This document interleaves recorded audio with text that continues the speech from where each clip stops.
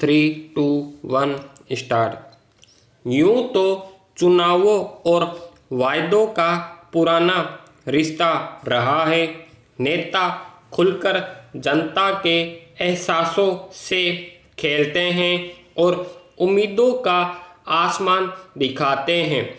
बिहार के विधानसभा चुनाव में वायदों की बाढ़ का अंतहीन सिलसिला जारी है, लेकिन केंद्र में सत्तारूढ़ भाजपा द्वारा जारी संकल्प पत्र में हर बिहार वासी को मुफ्त में कोरोना टीका उपलब्ध कराने के वायदे ने पूरे देश में एक विवाद खड़ा कर दिया है।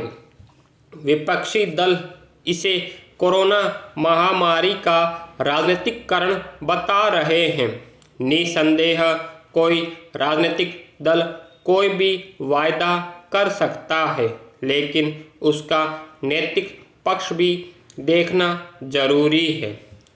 इस समय पूरा देश इस महामारी से जूझ रहा है। ऐसे में एक राज्य के लिए अलग से वोट के बदले वैक्सीन की घोषणा निश्चित रूप से नैतिक दृष्टि से उचित नहीं है। दरअसल इस महामारी में केंद्र और राज्यों में जैसा समन्वय महामारी से जूझने में देखने को मिला, वह प्रशंसनीय है। कई राज्यों से आवाजें उठने लगी है कि बिहार को वैक्सीन सिर्फ इसलिए मुफ्त देने की बात है कि वहां वोट लेना है। पूरा देश एक सदी बाद आई महामारी से जूझ रहा है और वैक्सीन को लेकर हर कोई संवेदनशील है। हर एक की चिंता है कि उसे वैक्सीन मिल पाएगी या नहीं। तो ऐसे में किसी राजनीतिक घोषणा के जरिए वैक्सीन देने की बात करना एक भावनात्मक खिलवाड़ जैसा लगता है। यूं तो महामारी और अन्य संक्रामक रोगों के खिलाफ राष्ट्रीय स्तर पर मुहिम केंद्र सरकार के नेतृत्व में ही चलाई जाती है। अखरने वाली बात यह भी है कि पूरी दुनिया इस समय कोरोना महामारी से जूझ रही है। इस दौरान कई देशों में चुनाव भी हुए हैं, लेकिन किसी भी देश में वोट के लिए वैक्सीन देने का वायदा नहीं किया गया।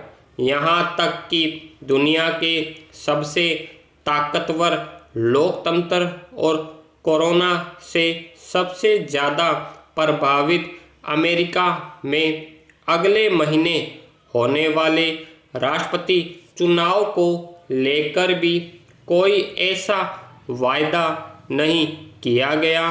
पैरा वैक्सीन के अलावा बिहार में वायदों की भरमार है। ज्यों-ज्यों चुनाव नज़दीक आ रहा है, वायदों का शोर तेज होता जा रहा है। बिहार में 60% आबादी 35 साल से कम की है। ऐसे में युवा और रोजगार वायदों के केंद्र में है।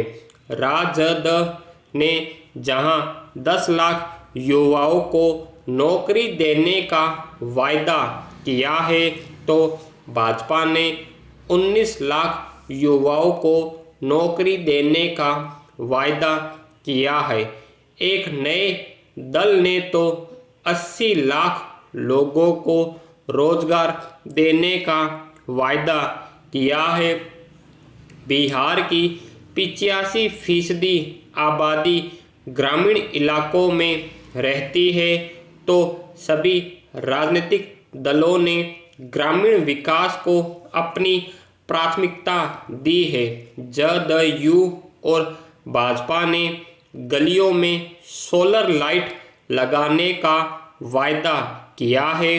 साथ ही हर गरीब को पक्का मकान देने का वायदा हर राजनीतिक दल ने किया है।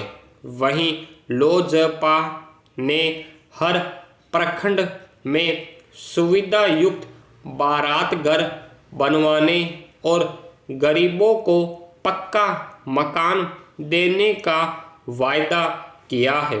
भाजपा व जदयू ने शिक्षा पर फोकस करते हुए लड़कियों को प्रोत्साहन राशि देने और कांग्रेस ने निःशुल्क शिक्षा का वायदा किया है।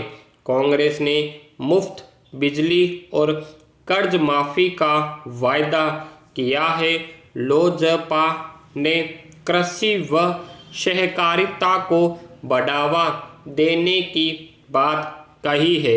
निसंदेह यदि इन राजनीतिक दलों के वायदे सिरे चढ़ते हैं तो बिहार देश के अग्रणी राज्यों में शुमार हो जाएगा।